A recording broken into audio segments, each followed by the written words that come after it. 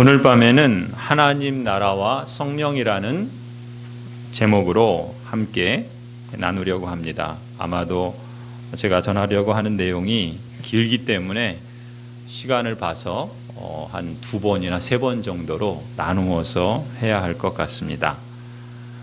성경이 가르치는 하나님의 나라를 우리가 제대로 이해하고자 할 때 가장 핵심이 되는 내용이 뭔가라는 것을 먼저 정리할 필요가 있겠습니다. 여러분 오른쪽에 보시는 이 그림을 이제 좀 익숙해지시리라 기대합니다.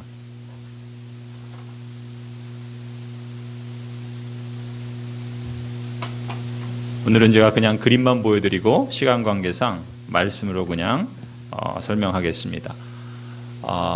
옆에 보시는 그림은 이 땅의 역사를 말한다 그랬죠. 창조, 타락, 구속, 완성. 그래서 이 땅의 역사는 완성으로 마무리됩니다. 그리고 예수 그리스도의 초림을 통해서 성육신하심으로 하나님의 구속은 이 땅에 성취되었고 하나님의 나라는 이미 임했으며 그리고 하나님의 나라는 예수 그리스도의 재림을 통해서 완성될 것이다. 그런 말씀을 드렸죠.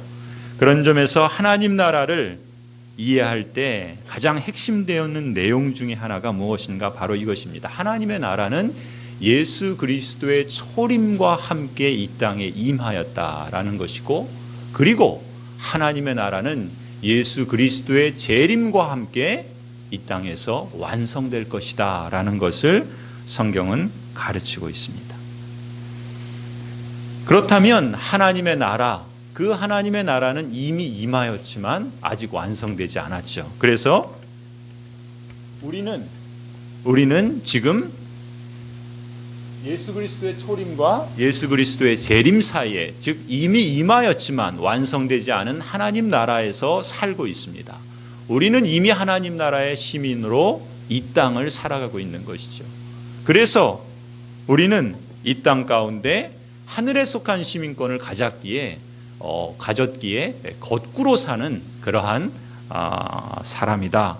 그래서 사람의 그림을 뒤집어서 시민권을 하늘에 오는 세상의 생명 곧 영생을 가진 자로서 그러나 이 땅을 살아가고 있기에 사람을 저렇게 그렸습니다. 하나님의 나라가 이미 임했지만 아직 완성되지 않았기 때문에 앞서 하나님 나라와 구원에 대해서 말씀드릴 때 우리의 구원과 관련해서 3가지 시제로 말씀을 드렸죠. 그리스도인은 이미 구원을 받았다. 그리고 그리스도인은 현재 구원을 받고 있다. 그리고 그리스도인은 앞으로 구원을 받게 될 것이다. 이렇게 3가지 시제로 이해할 수 있다 말씀을 드렸습니다. 결국 그리스도인은 이미 이 땅에 임한 하나님 나라의 시민으로 살아갑니다. 그리고 예수 그리스도께서 다시 오실 그 재림의 날까지는 우리는 필연적으로 사탄과 싸워야 하고 또 죄의 세력과 맞서야 합니다.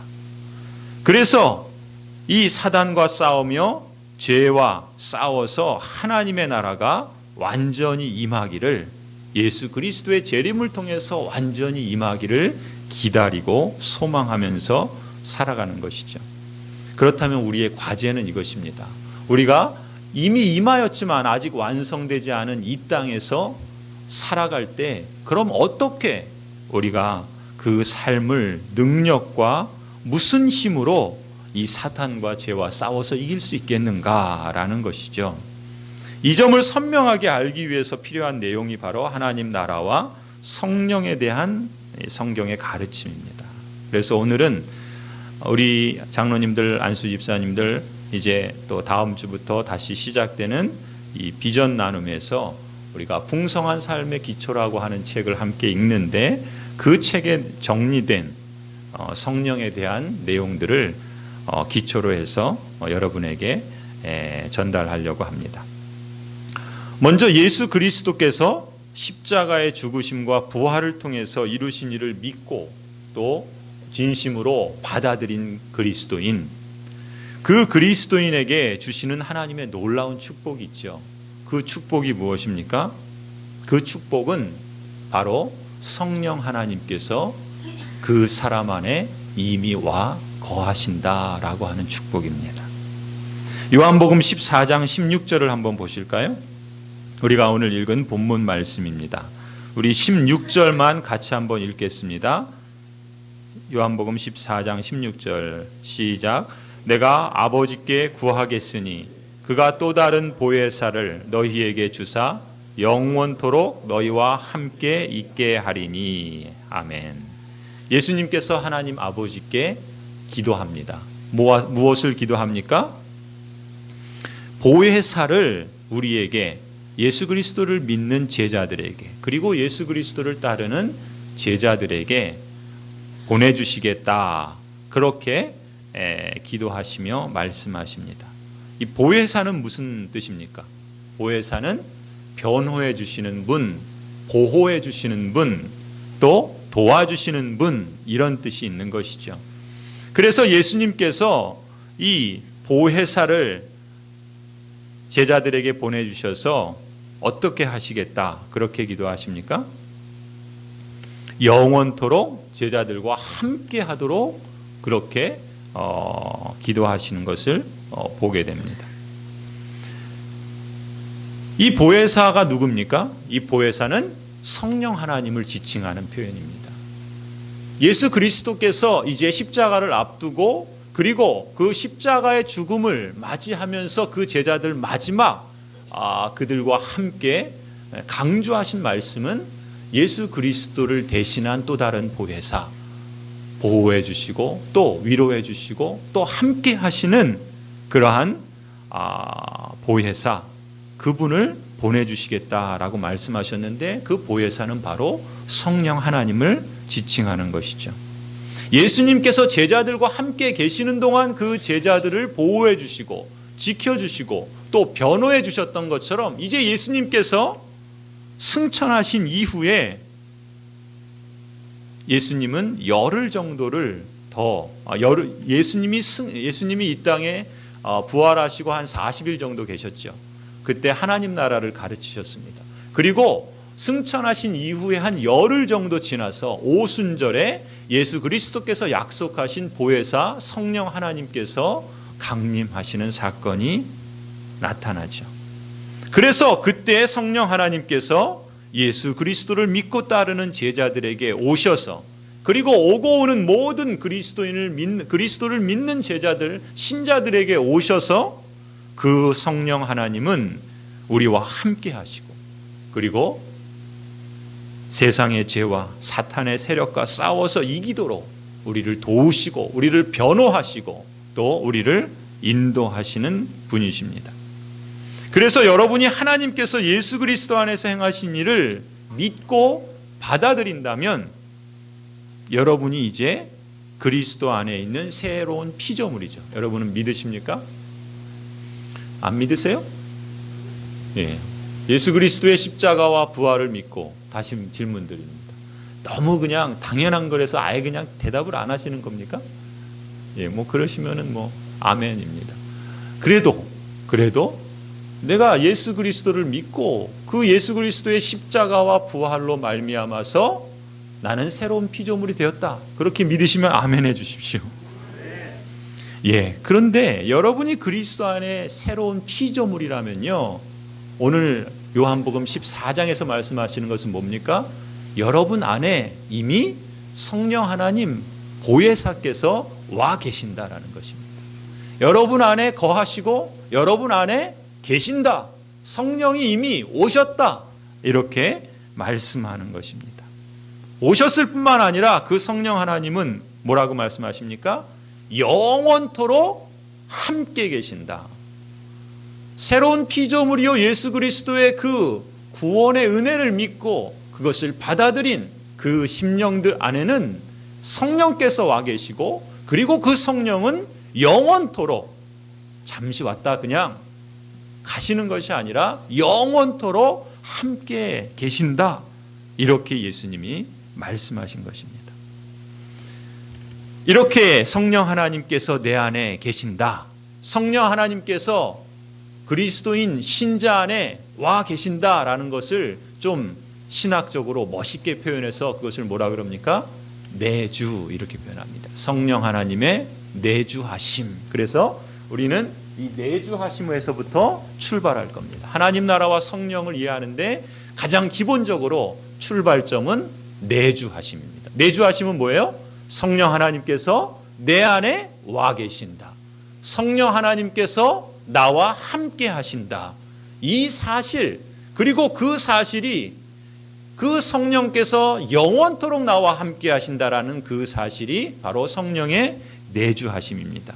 우리가 하나님 나라가 이미 임했고, 그리고 그 땅 가운데 우리가 살아가면서 우리가 어떻게 사단과 싸우고 어떻게 그 잔존 죄의 세력과 맞서 싸워 이길 수 있는가? 그것은 성령께서 내 안에 이미 와 계시기 때문에 우리는 능히 그 맞서 싸워서 이길 수 있다라는 것입니다. 그것이 하나님 나라의 시민으로서 가장 먼저 그 삶의 출발점으로 삼아야 되는 가장 중심된 내용이라고 말할 수 있습니다. 저를 한번 따라해 주시기 바랍니다. 성령 하나님께서 내 속에 와 계신다. 믿으시죠? 예, 아멘.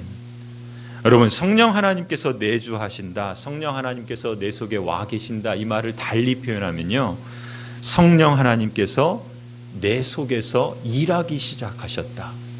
그리고 성령 하나님께서 계속해서 일하신다라는 것을 뜻하는 의미입니다. 성령 하나님께서 내 안에 오셔서 나와 함께 하신다. 가만히 계신 것이 아니라 내 안에서 나와 함께 일하시고 계속해서 역사하시는 분이 성령 하나님이시다라는 것입니다. 그래서 성령 하나님께서 내 속에서 일하기 시작하셨고 지금도 일하신다. 여러분, 이 사실을 기억하시기 바랍니다. 언제든지 성령 하나님께서 내 속에 계시고 내 속에서 일하시고 그리고 지금도 일하신다. 이 사실을 기억하시기 바랍니다. 이것이 성령의 내주입니다. 그리고 그 다음 성령 하나님께서 우리 가운데 와 계셔서 그럼 무슨 일을 하시는가? 어떤 일을 하시는가? 지금도 일하신다는데 그럼 무슨 역할을 하시는가라는 것입니다. 요한복음 14장 26절을 한번 보시겠습니다. 한 장 넘기시면 있죠?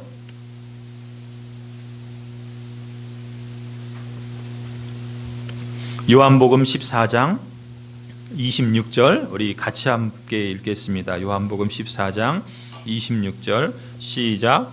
보혜사 곧 아버지께서 내 이름으로 보내실 성령 그가 너희에게 모든 것을 가르치고 내가 너희에게 말한 모든 것을 생각나게 하리라. 아멘. 예수님께서 십자가 전에 이 말씀을 하셨기 때문에 이제 이 말씀은 우리에게는 성취된 말씀이죠. 그렇지 않습니까? 보혜사 뭐라고 말씀하십니까? 아버지께서 내 이름으로 보내실 성령, 여기에 분명하게 말씀하고 있잖아요. 그런데 그가 너희에게 모든 것을 가르치고 내가 너희에게 말한 모든 것을 생각나게 하리라. 이렇게 말씀합니다. 성령 하나님께서 여러분 속에서 하시는 가장 중요한 일이 뭐라고요? 예수님께서 말씀하신 그 모든 진리를 가르쳐 주시고 또 생각나게 하시는 일을 하신다는 겁니다. 성령 하나님께서 여러분 안에서 어떤 일을 하신다고요? 예수님께서 가르치신 그 진리, 그 모든 것을 가르쳐 주시고 생각나게 하시는 역할을 하시는 분이 바로 성령 하나님입니다. 요한복음 16장 13절 한 장 더 넘기시기 바랍니다. 요한복음 16장 13절도 우리 같이 함께 읽겠습니다. 요한복음 16장 13절 읽겠습니다. 시작. 그러나 진리의 성령이 오시면 그가 너희를 모든 진리 가운데로 인도하시리니 그가 스스로 말하지 않고 오직 들은 것을 말하며 장래일을 너희에게 알리시리라. 아멘. 여기서 뭐라고 말씀합니까? 성령 하나님을 진리의 성령 이렇게 말씀하죠.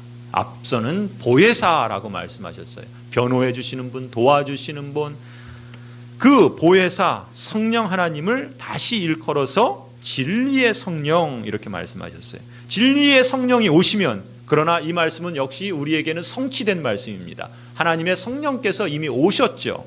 그 성령 하나님께서 오셔서 우리와 함께 하시고 우리 안에 거하시고 그리고 우리 안에서 일하시며 지금도 일하시는데 어떤 일을 하신다고요? 예수님께서 가르치신 모든 것을 가르쳐 주시고 생각나게 하시고 또 16장 13절을 보면 뭐라 그럽니까? 그가 너희를 뭐라고요? 모든 진리 가운데로 인도하신다 말씀합니다. 모든 진리 가운데 인도하시는 분이 성령 하나님이십니다.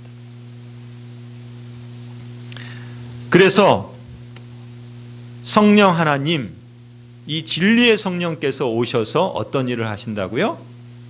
우리를 예수 그리스도의 모든 진리 가운데로 인도하십니다. 이 성령의 인도, 이것을 성령의 인도, 성령의 인도하심 이렇게 말할 수 있죠. 성령 하나님의 인도하심. 여러분, 성령의 인도하면 대개 우리는 어떤 생각합니까? 좋은 배우자 만나도록 인도해 주시고 또 좋은 직장 얻도록 인도해 주시고 또 일이 잘 돼서 물질 축복 받게 해 주시고 이런 거 먼저 생각하지 않습니까? 그런데 성령 하나님께서 우리를 인도해 주신다라고 하실 때 예수님께서 말씀하신 성령 하나님의 인도를 제일 먼저 무엇과 연관시킨다고요? 예수님의 진리 가운데로 인도해 주신다 이렇게 말씀하고 있습니다. 진리 가운데로 인도하신다는 뜻이 무엇인가? 여러분 여기서 기억하실 점은요. 진리 가운데로 인도하신다라고 관련해서 우리가 기억할 점은 예수 그리스도 자신이 진리이십니다. 성령 하나님께서 우리를 진리 가운데로 인도하실다 말씀하실 때 그것은 곧 우리를 예수님에게로 인도한다라는 것을 가장 먼저 우리가 기억할 필요가 있습니다. 우리를 예수님에게로 인도한다라는 말을 조금 더 풀어서 이렇게 세 가지로 표현할 수 있어요. 첫 번째는 예수 그리스도가 누구신가? 우리를 진리 가운데 인도하십니다. 두 번째는 예수 그리스도께서 무슨 일을 하셨는가? 우리를 그 진리 가운데 인도하십니다. 그리고 세 번째로 예수 그리스도께서 하신 일로 말미암아서 우리에게 무슨 변화가 일어났는가라는 것을 우리에게 일러주시고 가르쳐주시고 생각나게 하시는 것, 이렇게 예수 그리스도가 누구시고 예수 그리스도가 어떤 일을 하셨고 그리고 그 예수 그리스도로 말미암아 우리 안에서 이루어 주신 변화는 무엇인가라는 것을 우리에게 가르쳐 주시고 일러 주시는 분, 그것을 보고 예수 그리스도의 진리 가운데로 인도하신다 이렇게 말할 수 있습니다. 여러분, 가령 예수님으로 말미암아 우리에게 일어난 가장 중요한 변화가 뭡니까? 두 가지를 말씀드렸죠. 예수 그리스도 안에 속한 그리스도인 신자에게 가장 중요한 변화 두 가지는 뭡니까? 하나님께서 나를 받아주셨다는 겁니다. 내 모습 그대로. 오늘 우리 찬송, 우리 목사님 참 찬양을 선곡할 때 보면 제가 늘 감동을 해요. 그날 본문과 어떻게 그렇게 딱 맞는 그 선곡을 하시는지 몰라요. 오늘도 찬송 중에 어떤 내용이 있었습니까? 우리를 버려두지 않고 고아와 같이 버려두지 않고, 그렇지 않습니까? 예수 그리스도께서 우리를 고아와 같이 버려두지 않고 우리를 아들로 딸로 받아주셨다. 이것이 그리스도 안에서 우리에게 일어난 변화 아닙니까?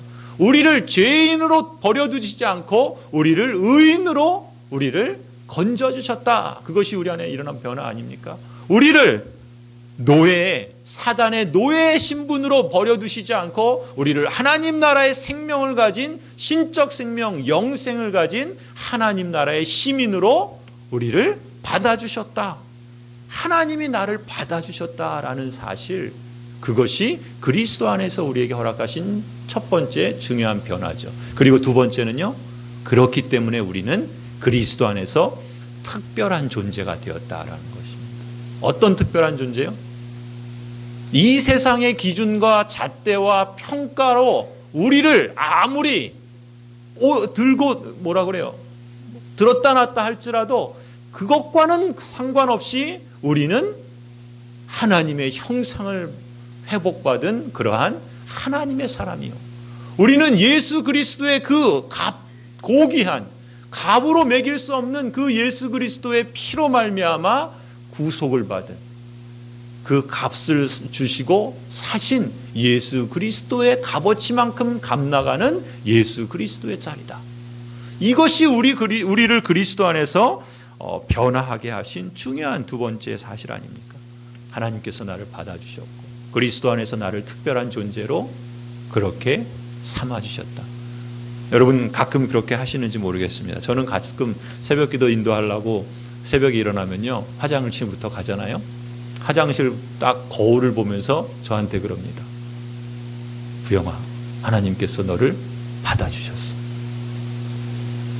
부영아, 그리스도 안에서 너는 특별한 존재야.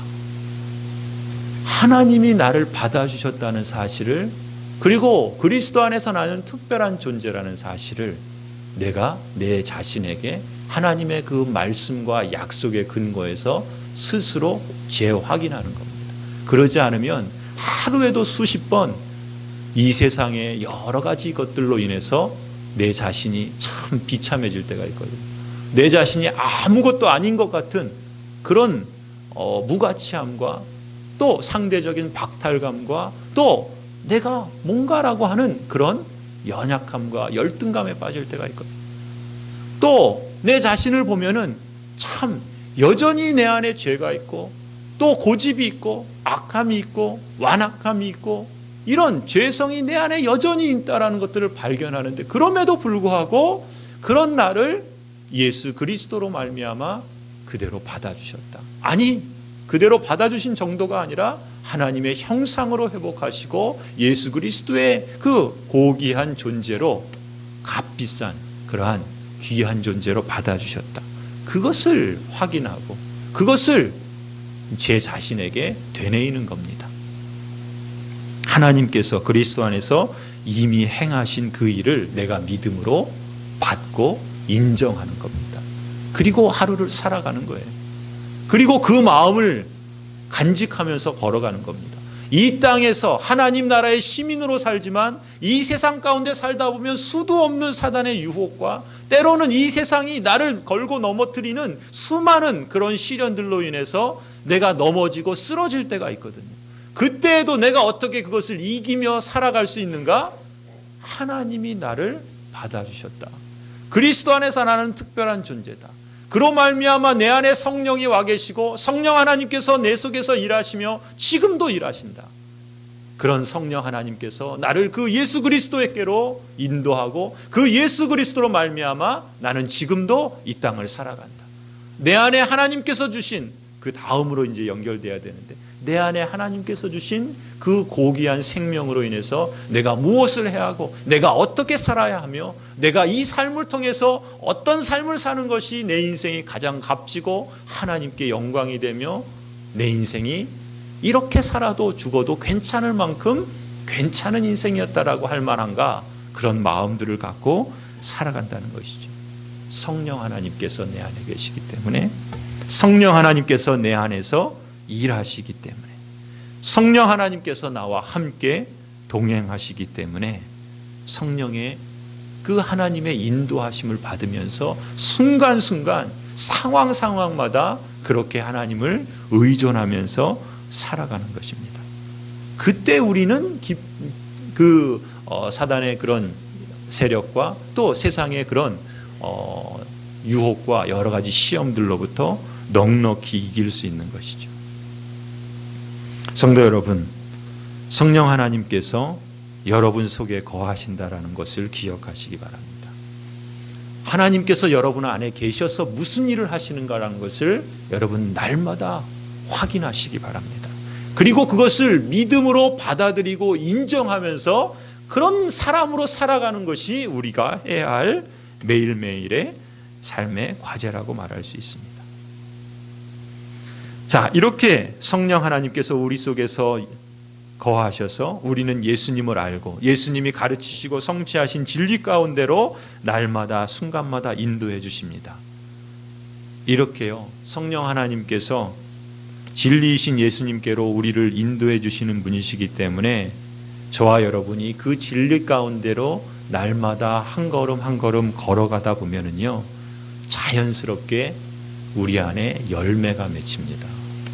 열매가 맺혀요. 그 열매가 뭡니까? 성령의 열매지요. 그것이 성령의 열매입니다. 갈라디아서 5장 22절 23절을 한번 보시겠습니다. 시작. 오직 성령의 열매는 사랑과 희락과 화평과 오래 참음과 자비와 양선과 충성과 온유와 절제니 이 같은 것을 금지할 법이 없느니라. 아멘. 성령의 열매는 뭐라고요? 사랑, 희락, 화평, 또 오래 참음, 자비, 양선, 또 충성, 온유, 절제. 이것이 성령의 열매다라고 말씀하고 있습니다. 우리가 성령 하나님께서 내 안에 거하시고요. 그래서 그 성령 하나님의 인도를 따라서 우리가 이 땅을 살아가다 보면은요, 자연스럽게 우리 안에 맺혀지는 열매가 있는데 그 열매가 바로 성령의 열매, 이렇게 말할 수 있습니다. 그 열매가 바로 사랑, 희락, 화평, 오래 참음, 자비, 양선, 충성, 온유, 절제.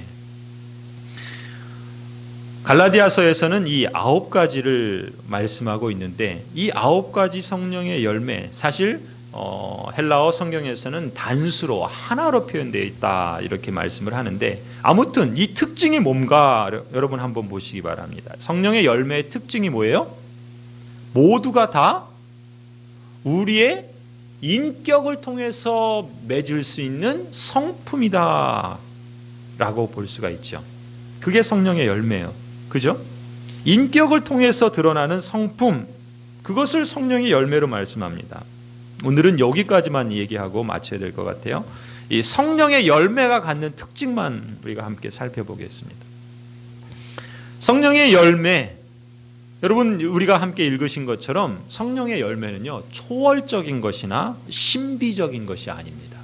아주 중요한 내용. 성령의 열매는 뭐라고요? 초월적인 것이나 신비적인 것이 아니라 뭐라고요? 인격적인 성품이다라는 것을 먼저 기억하셔야 됩니다. 우리가 흔히 오해하는 것이 있어요. 성령 충만한 사람은 뭔가 좀 신비하고 언제나 좀 영험스럽고 불을 달고 다니는 사람 같고 상식을 초월하는 범상치 않은 사람 같고, 그렇게 오해하는 경우들이 종종 있습니다. 제가 중고등학생 때요, 부흥회에 참석했을 때 신령한 사람은 딱 보면 안답니다. 어떻게 하는가? 성경책을 최대한 심장 가까이에 들고 다니는 사람은 이 신령한 사람이라 그러시더라. 심장 가까이, 뭐 그냥 덜렁덜렁 들고 다니거나 뭐 그냥 이러면 신령한 사람이 아니고, 저는 또 그때 그걸 그대로 믿었어요. 진짜 그렇잖아요, 그렇죠? 심장 가까이에 들고 다녀야지 신령한 사람이죠. 그렇지 않습니까? 그런데 심장 가까이에 들고만 다니면 정말 신령한 사람일까요? 그렇지 않죠. 심장 가까이에 성경을 들고 다니던 사람이 그 성경을 놓는 순간, 그 사람이 정말 예수님 믿는 사람인가라는 그런 못 볼 모습을 본 적이 한두 번이 아닙니다. 무슨 얘기예요? 성경을 가까이 두고 다닌다는 것이 나쁘다는 게 아니에요. 그렇죠?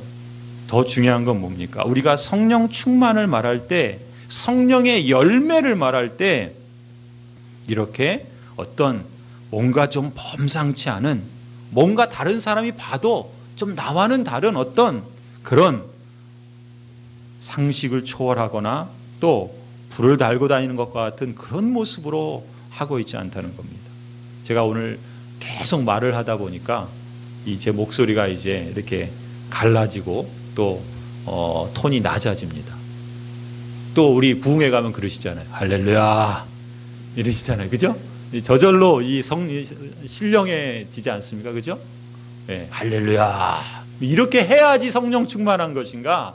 물론 그럴 수 있어요. 그게 그렇지 않다라는 것이 아니라 뭘 말하는 겁니까? 뭔가 특별한 어떤 행동을 하고 특별한 어떤 목소리를 표현하고 그런 것들을 우리는 성령 충만으로, 또 성령이 늘 함께하는 사람으로 그렇게 이해를 한다거나, 또 그런 것을 성령의 열매로 오해한다라는 것이죠. 사실 오늘 갈라디아서 말씀에서 말씀하고 있는 것처럼 성령 충만은요, 9가지 열매는 다 볼 수 있는 인격의 성품들입니다.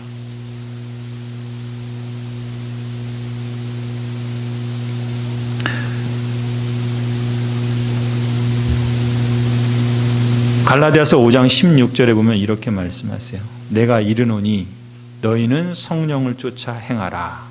이렇게 말씀하죠. 내가 이르노니 너희는 성령을 따라 행하라. 이렇게 말씀합니다.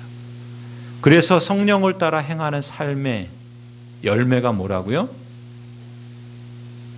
바로 오늘 우리가 읽은 9가지 성령의 열매, 곧 인격과 성품의 영성으로 드러나는 열매들이라는 겁니다. 여러분, 사랑하는 거요, 누군가 내가 사랑하고 싶지 않은 사람, 사랑할 수 없는 사람, 그걸 의지적으로 사랑하는 거요, 그게 성령의 열매입니다. 여러분, 남편 또 아내, 때로는 늘 언제나 100% 그렇게 사랑할 수 없는 때가 있잖아요. 미울 때가 있지 않습니까? 왼수 같을 때가 있지 않습니까? 그럼에도 불구하고 사랑하고, 또 뭐 교우 간에도 그럴 수 있지 않습니까? 그런 교우 간에도 사랑을 표현하고 사랑을 애써 실천하는 것, 그것을 성령의 열매라 그럽니다. 성경책은 가까이, 심장 가까이 두면서 옆에 있는 성도를 무시하고 말로 깔보고, 또 그 인격을 만약에 얕보면 아무리 성경책을 옆에 두고 아무리 멋있는 톤으로 말을 한다 할지라도 그것은 성령을 따라서 행하는 것이 아니죠. 성령 하나님은 인격적이신 하나님이십니다. 그 하나님이 우리 속에 있고 우리를 예수 그리스도의 진리 가운데로 인도하며, 그래서 우리를 그 성령 하나님을 따라서 행할 때 우리 안에서 맺게 하시는 것은 이 사랑할 수 없는데 사랑하게 하시는 성품과 열매라는 것입니다. 희락도 그렇고요, 화평도 그렇고, 또 오래 참는 것, 선을 행하는 것, 자비를 베푸는 것, 충성하는 것, 온유한 것, 절제하는 것, 이런 것들이 다 성령 하나님의 열매입니다. 성령 하나님이 우리 안에 계시고 우리를 진리 가운데 인도하기 때문에 내 삶에서 내가 어떻게 살아야 할 것을 늘 기억하면서 내 안에서 육체의 소욕들이 그냥 내 성깔대로, 내 그냥 그 본성대로 행하지 않고 그것을 꾹 누르면서 성령 하나님이 내 속에 계시기 때문에 예수 그리스도의 진리를 따른다면 내가 어떻게 행해야 될 것인가라는 것들을 나를 쳐서 복종해서 그 삶을 살아내는 것, 그것이 성령의 열매입니다. 그것이 날마다 매일마다 우리가 성령을 따라서 사는 삶이라고 말할 수 있겠죠. 여러분, 우리가 한 해를 이제 절반 정도 보냈지요. 그리고 남은 이제 하반기를 보내면서 여러분 한번 한 해를 돌아보시기 바랍니다. 내 자신의 신앙이 얼마나 성숙하고 성장했는가, 여러분 이것을 평가할 수 있는 기준과 잣대가 있다면 무엇일까요? 저는 바로 이 성령의 열매가 우리의 신앙을 우리 스스로 평가하고 잣대로 삼아야 될 이 중요한 기준이라고 봅니다. 성령의 열매, 내 삶의, 내 인격 속에, 내 삶의 모습 속에 이 성령의 열매, 인격과 성품이 얼마나 나타나고 변화되어서 드러나는가. 내가 얼마나 사랑을 했고, 내가 얼마나 기뻐했고, 내가 얼마나 오래 참았고, 내가 얼마나 자비를 베풀었으며 얼마나 충성했고 얼마나 절제했는가. 여러분, 작년보다 내가 요만큼 더 사랑했고 요만큼 더 절제하고 요만큼 더 오래 참았다면 그것이 신앙의 성장의 그 모습인 겁니다. 우리가 우리 스스로에게 그렇게 우리 자신을 이 말씀을 기초로 늘 돌아볼 필요가 있는 것이죠. 그런 점에서요, 그 사람 신앙은 좋은데 성격이 이상해, 이건 틀린 말입니다. 신앙이 좋은데 성격이 이상한 건 이건 말이 안 되는 말입니다. 물론 우리가 어떤 그 성숙의 과정에 있기 때문에 우리가 완전하게 성격이 좋다 이렇게 말하기는 어렵죠. 그러나 흔히 하는 말이 뭡니까? 신앙은 좋은 것 같은데 성깔이 이상하면 그건 신앙이 좋지 않은 겁니다. 신앙이 좋은 게 아니고요. 성격이 이상하면 신앙이 좋지 않은 겁니다. 신앙이 좋으면 성격도 당연히 좋아져야 하는 것이죠. 왜요? 성령께서 우리 안에서 지속적으로 역사하시기 때문에 그렇습니다. 우리가 그 성령 하나님의 일하심을 우리가 따라서 인도함을 받는다고 한다면, 그래서 내가 그 사람답게 살아가기를 날마다 지속하고 반복한다면 우리 안에는 자연스럽게 그 성령의 열매들이 맺혀진다라는 것입니다. 두 번째로 성령의 열매가 갖는 특징이 뭐냐면요, 이 성령의 열매들은 모두가 다 우리가 추구하는 샬롬의 비전과 연결되어 있습니다. 샬롬이 뭡니까? 샬롬은 하나님과의 관계에서 조화로운 관계를 맺고 그것을 기쁨을 누리는 것을 샬롬이라고 합니다. 나 자신과의 관계에서 조화로운 관계를 맺고 기쁨을 누리는 것, 다른 사람과 또 세상과의 관계에서 조화로운 관계를 맺고 기쁨을 누리는 것을 샬롬이라 그럽니다. 평안, 평강이죠.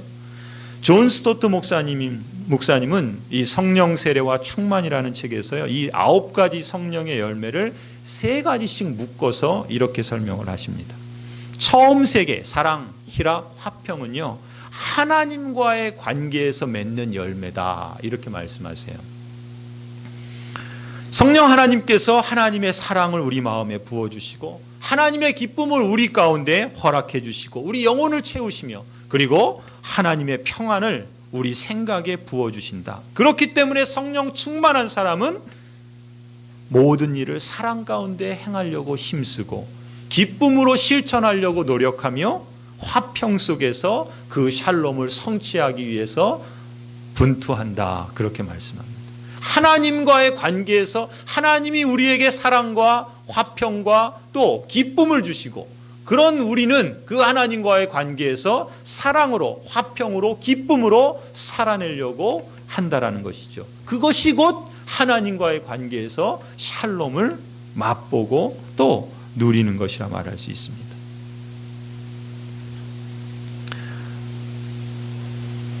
그리고 두 번째 3가지, 오래 참음, 자비, 양선은요, 다른 사람과의 관계에서 맺는 열매다 이렇게 표현을 하십니다.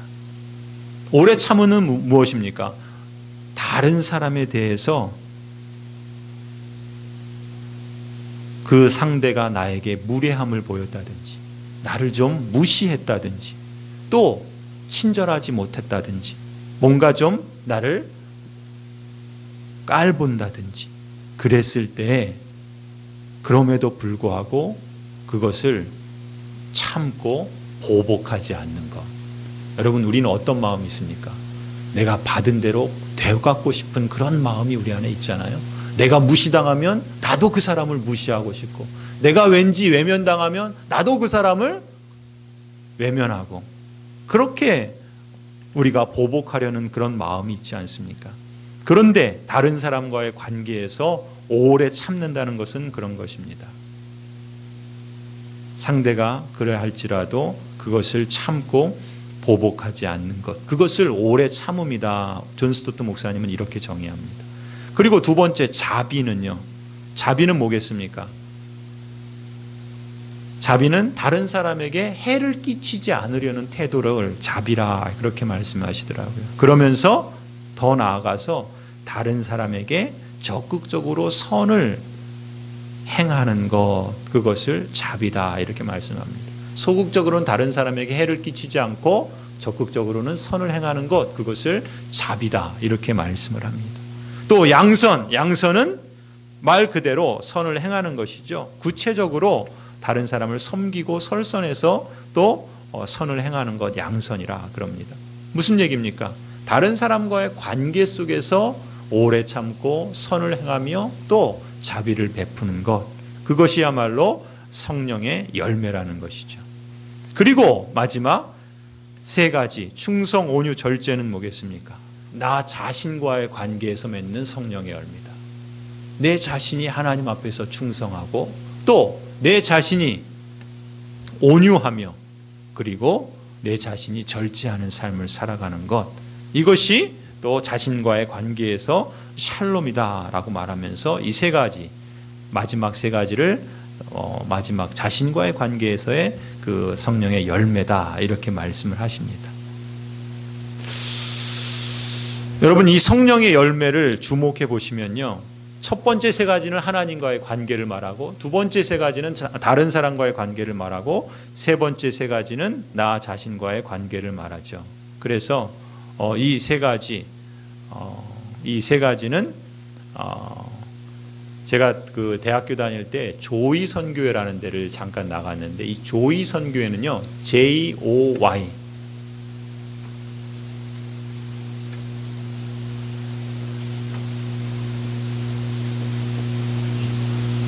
조이 선교회란 지금도 있습니다. 지금도 있는데, 이 조이 선교회를 뭐라고 표현하냐면요, Jesus, 첫 번째 Jesus, 예수님이 제일 앞에 있잖아요. 그래서 Jesus first, 예수님이 첫 번째, 그 다음에 O는 others, 그러니까 다른 사람이 가운데 두 번째, 그리고 you, 내가 third, 나가 세 번째. 그래서 예수님이 첫 번째, 다른 사람이 두 번째, 내가 세 번째인 그러한 삶을 표현해서 살아갈 때 거기에는 기쁨이 온다. 이 조이라는 단어는 기쁨이라는 단어거든요. 예수님이 첫 번째, 그리고 다른 사람을 두 번째, 그리고 나를 세 번째 순위에 둘 때 그때 우리 삶에 기쁨이 온다. 그렇게 풀어서 설명합니다. 말하자면 지금 이 9가지 성령의 열매는 앞에 세 개는 하나님과의 관계에서, 가운데 세 개는 다른 사람과의 관계에서, 그리고 마지막 세 개는 나 자신과의 관계에서, 그러한 삶을 살아갈 때 우리는 성령의 열매를 맺고 또 그것이 우리에게 기쁨을 가져다 준다, 이렇게 말할 수 있겠죠. 그래서 오늘 우리가 이 성령 하나님의 그러한 그 내용들을 우리가 세 가지를 살펴보았습니다. 첫 번째는 내주하심, 그리고 두 번째는 인도하심, 그리고 세 번째는 성령의 열매. 오늘 이 시간 예수 그리스도께서 우리 안에 허락하신 놀라운 축복, 성령께서 내 안에 계시고 또 영원토록 나와 함께 하시며 내 안에서 일하시고 지금도 일하시며 예수 그리스도의 진리로 이끄셔서 우리로 하여금 성령의 인도함을 받으며 살아갈 때 우리 안에 성령의 열매를, 인격적인 열매, 관계의 열매, 또 삶의 그 풍성한 열매들을 맺게 하신다. 우리가 이 진리를 따라서 우리의 삶을 이 땅 가운데 하나님 나라의 시민으로 살아갈 때 사단과 죄의 권세와 싸워서 승리할 뿐만 아니라 하나님 나라의 시민으로서 멋지고 아름다운 그런 삶을 열매로 맺어가는 저와 여러분이 되기를 주님의 이름으로 간절히 축원합니다.